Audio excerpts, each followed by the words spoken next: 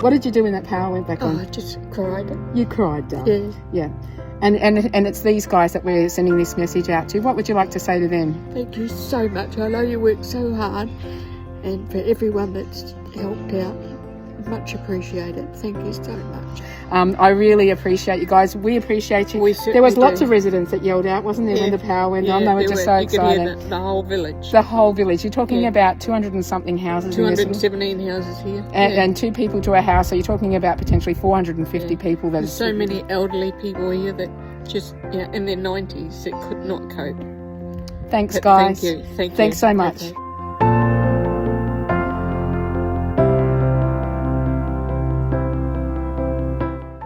And now we are warm with power and light, smiling with our loved ones, enjoying the night.